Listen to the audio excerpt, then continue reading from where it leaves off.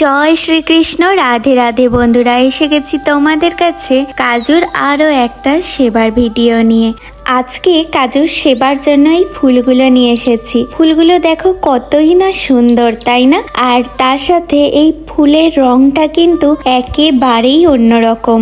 এই ফুলটা আমার পছন্দ হলো, তাই আজকে কাজুর সেবার জন্য এই ফুলটাই নিয়ে এসেছি। ফুলগুলো কিছু ফুল এখনো কুড়ি আছে আর কিছু ফুল ফুটে গেছে। যেই ফুলগুলো ফুটে গেছে সেইগুলো কাজুর সেবার জন্য তুলে নিচ্ছি, আর বাকি ফুলগুলো রেখে দেব, যাতে বাকি ফুলগুলো কালকে ফুটে গেলে আবার কাজুর সেবার জন্য আমি ওই ফুলগুলো ব্যবহার করতে পারি। বন্ধুরা, আজকে কাজুর সেবার সঙ্গে তোমাদের ভগবানের এক অপূর্ব লীলা কাহিনী শোনাবো।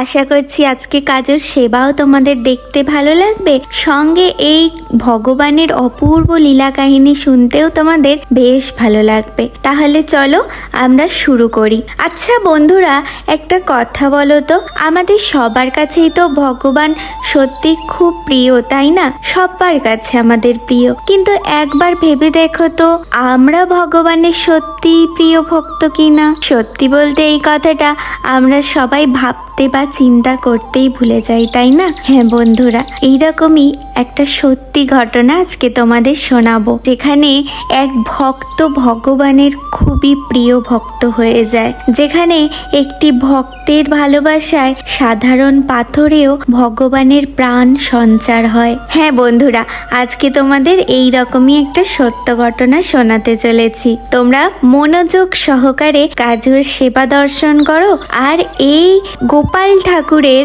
ছোট্ট একটা অপূর্ব লীলা কাহিনী শ্রবণ করো। আশা করছি তোমাদের সবাইকার আজকের কাজুর সেবা দর্শন ভালো লাগবে। ধন্না জাট নামে ভগবানের এক প্রিয় ভক্ত ছিলেন। খুবই এক সাধারণ পরিবারে তিনি জন্মগ্রহণ করেন। তিনি যখন খুবই ছোট্ট তখন একদিন ওনাদের বাড়িতে এক গুরুদেবের আগমন ঘটে এবং গুরুদেব কিছুদিনের জন্য ওনাদের বাড়িতে আশ্রয় নিয়েছিলেন। গুরুদেবের কাছে ছিল এক শালিগ্রাম শিলা, যা তিনি প্রতিদিন ভক্তি ও নিষ্ঠার সহিত সেবা দিতেন এবং সেই ছোট্ট ধান্না প্রতিদিন সেটা দেখতেন। ছোট্ট ধান্না যেখানেই থাক না কেন, প্রতিদিন গুরুদেবের পূজার সময় হলে ঠিক পূজার আগে ছোট্ট ধান্না মন্দিরে পৌঁছে যেতেন এবং কিভাবে গুরুদেব তার শালিগ্রাম শিলাকে সেবা দিচ্ছেন সেটা কিন্তু ছোট্ট ধান্না মনোযোগ সহকারে দেখতেন। প্রতিদিন তিনি মনোযোগ সহকারে দেখতেন গুরুদেব তার শালিগ্রাম শিলাকে কত ভক্তি ও শ্রদ্ধার সহিত সেবা দিচ্ছেন। ছোট্ট ধান্না মনোযোগ সহকারে দেখছেন গুরুদেব তার শালিগ্রাম শিলাকে প্রথমে দুধ দিয়ে স্নান করালেন, তারপর ঘি দিয়ে স্নান করালেন, তারপরে মধু দিয়ে স্নান করালেন, তারপর দই দিয়ে স্নান করালেন এবং তারপর জল দ্বারা স্নান সম্পূর্ণ করলেন। এটা দেখতে ছোট্ট ধান্নার খুব ভালো লাগতো। প্রতিদিন প্রতি রাত তিনি অপেক্ষা করে থাকতেন কখন এই সময়টা হবে আর গুরুদেবের শালিগ্রাম শিলাকে গুরুদেব কিভাবে স্নান সেবা দিচ্ছেন সেটা তিনি মনোযোগ সহকারে দেখবেন। ছোট্ট ধান্নার বয়সী অনেক ছোট ছোট বাচ্চারা বাইরে খেলে বেড়াতো তাদের মতো করে, কিন্তু সেই সময় কিন্তু ছোট্ট ধান্না যেখানেই থাক না কেন গুরুদেবের পাশে এসে বসে পড়তেন আর শালিগ্রাম স্নান শৃঙ্গার সেবা দর্শন করতেন। ছোট্ট ধান্না আরও দেখতেন শালিগ্রামকে গুরুদেব স্নান করিয়ে তারপর ওনার শালিগ্রাম সুগন্ধি মাখিয়ে শালিগ্রামে তিলক ধারণ করিয়ে তুলসীর মালা পরিয়ে সিংহাসনে শ্রদ্ধাপূর্বক বিরাজ করাতেন। ছোট্ট ধান্না প্রতিদিন মাকে জিজ্ঞাসা করতেন, ও মা বলো না কখন সকাল হবে? মা জানতে চাইতেন, কেন বলছো ছোট্ট ধান্না এই কথা, তুমি কেন জিজ্ঞাসা করছো? তখন ছোট্ট ধান্না মাকে বলতেন, মা আমি প্রতিদিনই তো অপেক্ষা করে থাকি কখন সকাল হবে, কখন গুরুদেব শালিগ্রামের পূজা দেবে, আর আমি সেটা মনোযোগ সহকারে দেখব। এটা যে দেখতে আমার খুবই ভালো লাগে, আর তাই সকাল হওয়ার জন্য প্রতিদিনই ছোট্ট ধান্না অপেক্ষা করে থাকে। এইভাবে রোজ সকাল হতো এবং রোজ ছোট্ট ধান্না চলে যেতেন তার গুরুদেবের কাছে। গুরুদেব কিভাবে শালিগ্রামের স্নান সম্পূর্ণ করাচ্ছেন, কিভাবে সেবা দিচ্ছেন, প্রতিদিনই তিনি মনোযোগ সহকারে এই পূজা দর্শন করতেন। এরকম করেই কিছুদিন কেটে গেল। এবার একদিন সময় হলো গুরুদেবের প্রস্থান করার, কিন্তু এই কথা জানতে পেরেই ছোট্ট ধান্না খুবই ব্যথিত হলো। গুরুদেবের উদ্দেশ্যে ছোট্ট ধান্না জিজ্ঞাসা করলেন, গুরুদেব আপনি কোথায় প্রস্থান করছেন এই মুহূর্তে? গুরুদেব তখন ছোট্ট ধান্নাকে জানায় যে কিছুদিনের জন্যই তিনি তাদের বাড়িতে এসেছিলেন, এখন তিনি প্রস্থান করছেন, কিন্তু পরে আবার আসবেন তাদের বাড়িতে। এ কথা জানতে পেরে ছোট্ট ধান্না খুবই কষ্ট পায়। গুরুদেবের উদ্দেশ্যে ছোট্ট বালকের মতো অনুরোধ করে, গুরুদেব আপনি প্রস্থান করছেন সেটা ঠিক আছে, কিন্তু আপনি আপনার শালিগ্রামকে এখানে রেখে চলে যান, আমি সেবা করব। গুরুদেব তখন ছোট্ট ধান্নাকে বলেন, তুমি তো এখন অনেক ছোট, তুমি তো সেবার কোনো নিয়মও জানো না, তাহলে কিভাবে শালিগ্রামের সেবা করবে? কিন্তু এই কথা শুনে ছোট্ট ধান্না তো শুরু করলো কান্না। সে কোনো কথাই শুনবে না, তাকে গুরুদেবের শালিগ্রাম দিয়ে যেতেই হবে। সে শালিগ্রামের সেবা করা ছাড়া আর কিছুই চায় না। ছোট্ট ধান্নাকে গুরুদেব অনেক বোঝায়, কিন্তু কিছুতেই ছোট্ট ধান্না বোঝে না। ছোট্ট ধান্না চুপ হতেই চায় না, সে অনবরত কেঁদেই যায়। এ কথা শুনে ছোট্ট ধান্নার মা বাবা দুজনেই খুব চিন্তিত এবং ব্যথিত হয়ে পড়ে। কি যে করবে তারা কিছুই বুঝতে পারে না। এদিকে ছোট্ট ধান্নাকে তারাও বোঝাতে চেষ্টা করে, কিন্তু ছোট্ট ধান্না কারোর কথাই শুনতে চায় না। ছোট্ট ধান্নার কান্না শুনে গ্রামের প্রতিবেশীরা সবাই চলে আসে, এসে দেখে ছোট্ট ধান্না খুবই কেঁদে চলেছে। কিন্তু তারাই বা গুরুদেবকে কি করে বলে, গুরুদেব আপনার শালিগ্রাম ছোট্ট ধান্নাকে দিয়ে যান, এটা কি কখনো সম্ভব? এই মুহূর্তে তারা কি করবে কিচ্ছুই বুঝতে পারে না। গুরুদেব কি করবে সেটাই বুঝতে পারছেন না। অন্য কিছু চাইলে হয়তো তিনি চেষ্টা করতে পারতেন, কিন্তু তিনি নিজের ভগবানকে কিভাবে ছোট্ট ধান্নাকে দিয়ে দেবেন? তিনি চিন্তায় পড়ে গেলেন। ইতিমধ্যে গুরুদেবের মাথায় একটা বুদ্ধি এলো। তিনি স্নান করতে গেলেন এবং নদীর ধারে তিনি দেখতে পেলেন একটা বড় গোলাকার পাথর পড়ে আছে কালো রঙের, এবং সেই বড় কালো গোলাকার রঙের পাথরটা দেখতে পাওয়া মাত্রই গুরুদেব সেই পাথরটা তুলে নিলেন এবং সেটা বাড়িতে নিয়ে এলেন। এখন গুরুদেব যেটা করলেন, সেই পাথরটায় ঘি, দুধ, দই, মধু, জল দ্বারা স্নান করিয়ে পাথরটাকে তিলক ধারণ করিয়ে মন্দিরের বড় সিংহাসনের ওপর সেই বড় পাথরটাও বসালেন, এবং সেই সিংহাসনের নিচে যে ছোট্ট সিংহাসনটা ছিল, সেই সিংহাসনে গুরুদেব তার শালিগ্রাম শিলাকে বিরাজ করালেন। এখন গুরুদেব ধান্নাকে ডেকে বললেন, ধান্না তুমি মন্দিরে প্রবেশ করো, এবং ধান্নাকে বললেন, কি চমৎকার দেখো তো এখানে হয়েছে, এই তো তোমার শালিগ্রাম শিলা, দেখো ভগবান নিজেই এসেছে তোমার কাছে, এখন থেকে এই শালিগ্রাম শিলাকেই তুমি পুজো করবে। কিন্তু ছোট্ট ধান্না তো কিছুতেই মানতে চায় না, তার তো গুরুদেবের শালিগ্রাম শিলাটাই চাই।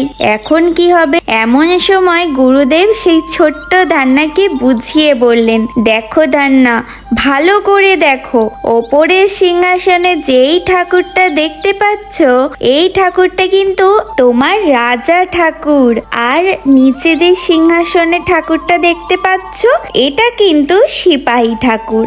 আমার তো রাজা ঠাকুরটাই বেশ ভালো লেগেছে। আমি বরং একটা কাজ করি, আমি এই রাজা ঠাকুরটাকেই নিয়ে নিই। তুমি একটা কাজ করো, তুমি সিপাহী ঠাকুরটাই তোমার কাছে রেখে দাও, কিন্তু মনে রেখো যখন আমি তোমাদের বাড়িতে আসব, তখন কিন্তু আমার রাজা ঠাকুর ওপরে বসবে আর তোমার সিপাহী ঠাকুর কিন্তু নিচেই বসবে। এখন তুমি রাজি তো? এইভাবে গুরুদেব যখন ছোট্ট ধান্নাকে বোঝালেন, তখন ছোট্ট ধান্না গুরুদেবকে বলছে, আপনি বরং বরং সিপাহী ঠাকুরটাকে আপনার কাছে রেখে দিন, আমি তো রাজা ঠাকুরটাই নেব। সবাই তো গুরুদেবের এই বুদ্ধিতে জয় জয়কার শুরু করলেন। ধান্নাও শান্ত হয়ে গেল আর গুরুদেবও তার শালিগ্রাম পেয়ে খুশি মনে প্রস্থান করলেন। সবাই ভাবলো যাক বাবা, বাঁচা গেল। কিন্তু এইখান থেকেই তো সব কিছু শুরু হলো। এই ঘটনাটা তাদের জন্য যারা ভগবানকে ঘরে আনার আগে নানান ধরনের চিন্তা মাথায় আনো, যে ভগবানকে আনবো বাড়িতে, কিভাবে সেবার নিয়ম আমরা তো কেউ কিছুই জানি না, কিভাবে সেবা দেব সেটা জানি না, তাহলে কি করে ভগবানকে ঘরে আনবো। এই ঘটনাটা শুধুমাত্র তাদেরই জন্য। তোমরা একবার ভেবে দেখো তো, ভগবানের সেবা তো দূরের কথা, ছোট্ট ধান্নাকে গুরুদেব যে পাথরটা দিয়েছিলেন সেই পাথরটা তো শুধুমাত্র একটা পাথরই ছিল, কোনো বিগ্রহ কিন্তু ছিল না, খুবই একটা সাধারণ পাথর। কিন্তু ছোট্ট ধান্না সেই সাধারণ পাথরের সেবাই শুরু করেছিল। রোজ ছোট্ট ধান্না মায়ের কাছে আবদার করত, ও মা, মা আমাকে পুজোর সরঞ্জাম কিনে দাও না, আমি ভগবানের সেবা দেব। কিন্তু মা রোজই ছোট্ট ধান্নাকে বলে যায়, এই তো বাবা আজকে কিনে দেব, এই তো কালকে কিনে দেব। ঠিক এইরকম ভাবেই ছোট্ট ধান্নাকে তার মা ভুলিয়ে রাখতো। কিন্তু ছোট্ট ধান্না তো রোজই অপেক্ষা করে থাকে, এই মনে হয় আজকে মা কিনে দিল, এই মনে হয় কালকে মা কিনে দিল, কিন্তু কোনোদিনই মা সামগ্রী কিনে দেয় না। কি করে মা কিনে দেবে? মা তো জানে সামগ্রী কিনে কি হবে। ছোট্ট ধান্না তো শুধুমাত্র একটা পাথরেরই সেবা করতে চায়, এর জন্য কি সামগ্রীর প্রয়োজন হয়? ছোট্ট ধান্নার মায়ের কাছে পূজার সামগ্রী কেনা মানে শুধুমাত্র অর্থ ব্যয় ছাড়া আর কিছুই ছিল না। তার জন্যই কিন্তু ছোট্ট ধান্নাকে তার মা কখনোই সামগ্রী কিনে দিতে চায়নি।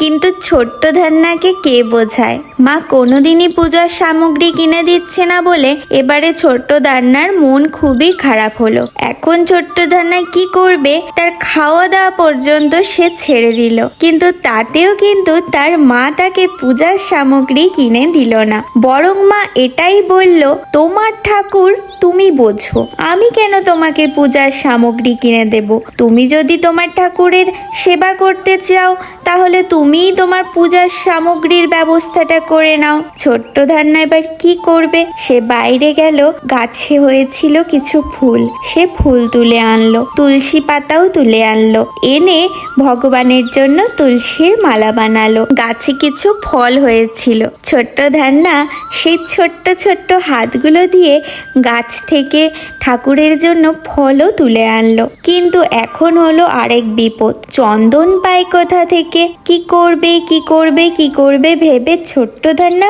বাইরে গেল, গিয়ে দেখলো একটা লাল ছোট্ট ইটের টুকরো পড়ে আছে। ছোট্ট ধান্না সেই ইটের টুকরোটা তুলে এনে জলে ঘষে ঘষে চন্দন বানিয়ে নিল। এখন সেই চন্দন তার ঠাকুরকে পরালো। অন্য বাচ্চারা খেলনা নিয়ে খেলতে ভালোবাসে, আর ছোট্ট ধান্না সেই পাথরটাকেই ভগবান মনে করে তার সঙ্গেই সারাদিন খেলা করে। এদিকে মা বাবা ভাবছে ধান্না তো এখন অনেক ছোট, তাই কিছুই বুঝতে পারছে না, যখন সে বড় হবে সে নিশ্চয়ই বুঝতে পারবে। কিন্তু এক একনিষ্ঠ ভক্তের সেবায় এক সাধারণ পাথরেও যে প্রাণের সঞ্চার ঘটবে তা কে জানতো।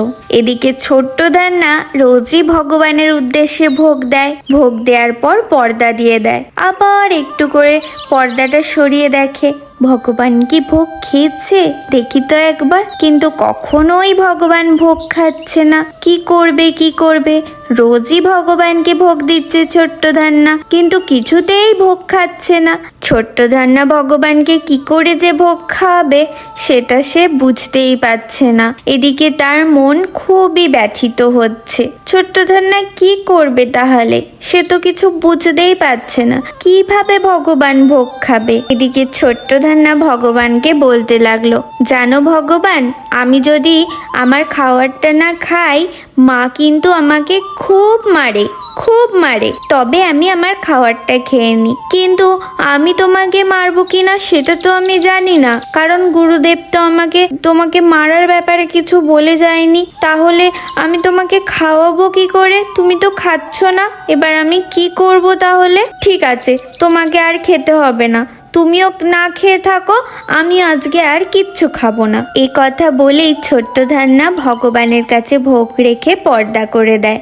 এরপর ভগবানের দিকে পিছন করে ছোট্ট ধান্না অভিমানে মুখ ফুলিয়ে কাঁদতে কাঁদতে শুয়ে পড়ে। কিন্তু কিছু মুহূর্ত পর ছোট্ট ধান্নার কানে একটা চটাস চটাস করে আঙুল চাটার আওয়াজ আসে। সেই আঙুল চাটার শব্দ শুনে ছোট্ট ধান্নার ঘুমটা ভেঙে যায়। ছোট্ট ধান্না ভাবতে থাকে, এই শব্দ কোথা থেকে আসছে? এ তো আঙুল চাটার শব্দ।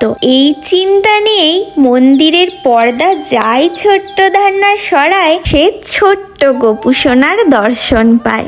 গোল গোল হাত, গোল গোল পা, গোল গোল মুখ, টানা টানা চোখ, কপালে তিলক, কোকড়ানো কেশ, আর কেশে আছে ময়ূরপুচ্ছ, কোমরে আছে বাঁশি। গপু সোনা তার দিকে তাকিয়ে মিটি মিটি হাসছে আর আঙুল চেটে চেটে পাত্রে রাখা ভোগ গ্রহণ করছে। ছোট্ট গোপাল সোনার এই অপূর্ব রূপ দেখা মাত্রই ছোট্ট ধান্না মুগ্ধ হয়ে যায়। আমাদের ছোট্ট গপু সোনা এক ডাকেই যে চলে আসে, বারবার সাড়া দেয়। তার জন্য কি সোনার সিংহাসন, দামি দামি উপহারের প্রয়োজন হয়? মন থেকে ভালোবেসে ডাকলেই কিন্তু আমাদের ছোট্ট গপু সোনাকে, রাধা মাধবকে দর্শন করা যায়, তার সেবার সুযোগ পাওয়া যায়। আমারও কাজুর সেবা এখানেই সম্পূর্ণ হলো। কাজুর আরও একটা সেবার ভিডিও নিয়ে তোমাদের সামনে চলে আসছে খুব তাড়াতাড়ি। জয় শ্রীকৃষ্ণ, রাধে রাধে।